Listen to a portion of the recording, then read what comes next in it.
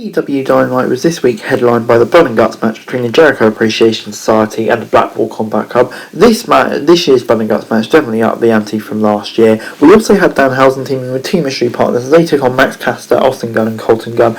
Orange Cassidy and Jade Cargill were also in action. So yeah, stat show, and let's get straight to it with Cassidy versus Page.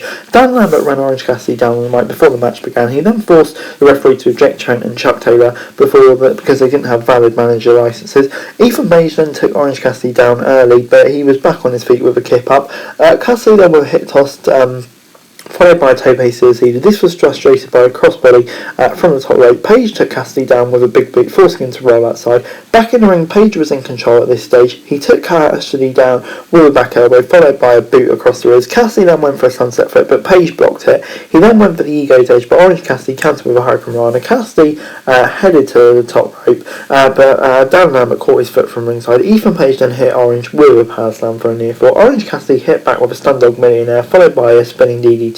Lambert on the apron again. Cassidy with a feint, and he grabbed Lambert's bottle of orange juice and took a swig. He then took Ethan Page down with an orange punch and a body slam for the W. And yeah, on the whole, this gets a 7 out of 10 from me. Really fun match to kick things off. Kind of, even though he did lose, I do think it continued Cassidy's momentum because the match with Ospreay was just so great on Sunday. So yeah, good start to the show. 7 out of 10. Christian Cage was out next after the ad break. He told Tony Schiavone he was sorry about what he said last week on AEW Dynamite about Jungle Boy's father. Cage added that he wished Jungle Boy's entire family was dead, except his mother. Christian then introduced Luchasaurus and he took on Serpentico, making short work of him, finishing off in seconds. He looked in a modified version of Jungle Boy's finish as a snare trap to pick up the win. And yeah, like another brutal promo from Christian. And yeah, I'm intrigued to see where this Luchasaurus goes. I thought he'd maybe stay with Jungle Boy, but clearly not. And yeah, I think it does have lots of potential, this Christian Luchasaurus partnership, especially when Jungle Boy comes back from his injury that's been reported. But yeah, this was good stuff. I'll give it 6 out of 10. But anyway, next up was Max Caster, Austin Gunn and Colton Gunn against Danhausen and his mystery partners, which were FTR. Wheeler and Austin Gunn started things off with Gunn looking in control early on before Wheeler took him down with an atomic drop, followed by an arm drag. Danhausen came in as a legal man and was isolated by the heels during the commercial break. Caster and the Gunns continued trading tags and working Danhausen over. Caster then tagged back in and worked Danhausen over in his team's corner. The tag was finally made and FTR hit German suplexes to both Austin and Colton. Harwood continued hitting Austin with 3 more German suplexes. Danhausen was back on the apron for the tag. Danhausen then came in as an Eagle Man and hit Austin Gunn with a bunk kick. Billy Gunn then got on the apron and for the distraction as Anthony Bowens got up from the wheelchair and ran into the ring. Bowens accidentally clocked Austin Gunn in the head with his crutch. Danhausen then covered Austin Gunn for the W. Billy Gunn wasn't happy after the match with Austin Gunn being so unhappy, and he reprimanded his son. Austin and Colton walked off as Billy remained in the ring with the Acclaimed. Yeah, I hope they don't split this group up because they've been really entertaining, but I guess we'll see where it all goes. But yeah, on the whole, it gets a 6 out of 10 from me. Decent enough match. I'm not sure if FTR are quite the right opponents, but you know, for what it was fine. Jade Cargill then took on Layla Gray. Cargill locked in a headlock right away before diving her knee into Layla Gray's midsection. A boot across the jaw from the champ. Cargill made short work of Gray, hitting her with a Jade to pick up the W. Stokely Hathaway then took the mic after the match and said that Athena and Chris Statlander weren't being overlooked, but they were lazy. Athena and Statlander went out, but Gray ended up taking Athena out, wanting to be part of the baddies, but by the looks of it, she then extended her hand to Stokely Hathaway, but Jade rejected her on Dynamite. And yeah, I mean, some storyline, this was actually really good. The match was fine. Kind of would have liked to see Layla get more offensive, but you know, more after the match. Definitely intrigued to see where this whole baddies thing's going. They've actually created an interesting dynamic around the TBS title, so fair play to them. But anyway, it's time for the main event.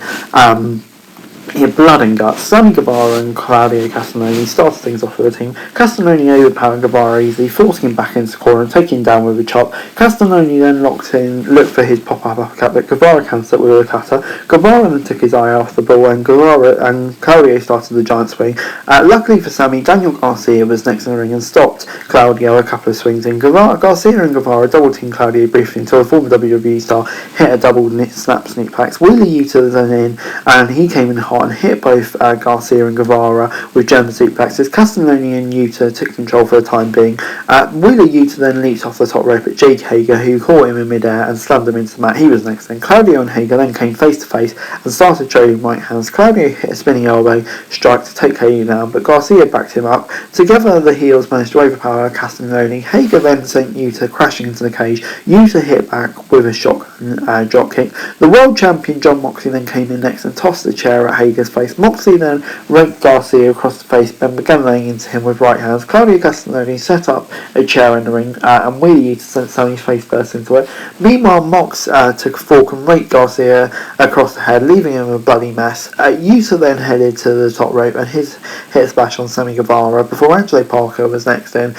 He did his best to run, but the BECC members eventually got hold of him. Claudio hit Parker with a suplex and Yuta followed with a Michinuki driver. Parker then ate a series of uppercuts and went right down. Jake Hager was back up and smashed Claudio with a steel chair across the foot. The JAS members then took back control of the match until Ortiz came in and he turned the tide, taking down Guevara and Parker with a clothesline. Moxley then took out a black bag and laid out shards of broken glass in the middle of one of the rings. Parker went right into the glass and started bleeding immediately, but Mox then drove a piece of glass into Jake Hager's head, and Matt Maynard briefly turned the tide for his team. JS took complete control of the match, and Moxley was bleeding profusely at this point, and Maynard sent him face first into the cage before Santana came in and brought his barbed wire baseball bat into the ring. Santana turned the tide for the BCC. Moxley took a wooden skewer and drove it into Maynard's head. JAS was still in control, however, as Yuta and Garcia started to trade right hands before Jericho came in. Ortiz was all over Jericho as soon as he came in. Yuta took down Maynard before he was taken down by Jake Hager. Claudio Castagnoli then took down Hager before the bell rang and Eddie Kingston came in. He went right after Jericho and clocked him with a kendo stick. Hager blindsided Kingston and sent him into the steel cage. A table was set up in the middle of the two rings. Yuta and Moxley then took down Garcia with a Doomsday device. Kingston and Ortiz then sent Hager crashing through the table with a powerbomb. Castagnoli started to tear up one of the rings as Yuta and Moxley spread thumbtacks in the middle of the other. Moxley took Maynard down with a bulldog choke. Jericho broke it out by throwing rubbing alcohol into Moxley's face and followed it up with a Judas effect. Jericho then took a handful of thumbtacks and rubbed it into Moxley's head. He followed it up with a DDT into the thumbtacks. Jericho then locked in the Lion Tamer, but it was broken up by Kingston.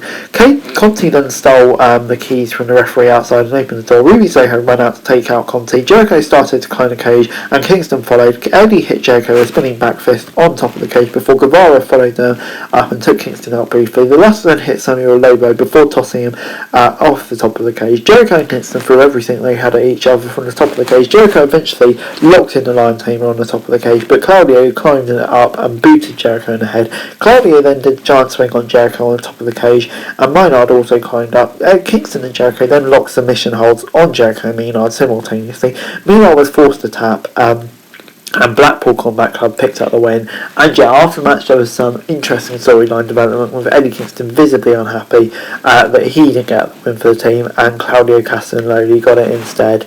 And yeah, just from start to finish, this was just absolutely brilliant. We obviously had the storyline at the end. I can't wait to see that goes with Eddie Kingston and Cesaro. But yeah, for me, definitely right winners with Moxley just becoming champion.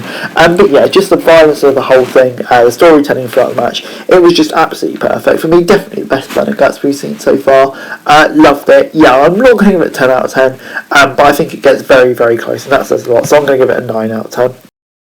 And overall this week, AEW Dynamite gets an 8 out of 10 from me this week. Yeah, obviously the Blood and Guts match just brings up a whole level. I've already said my thoughts, just absolutely brilliant. But the rest of the show as well was really, really solid as well. Some decent matches. Obviously, get some of the fallout from Forbidden Door, but that was also expected.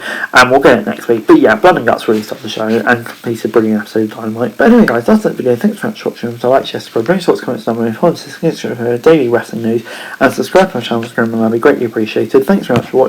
Peace.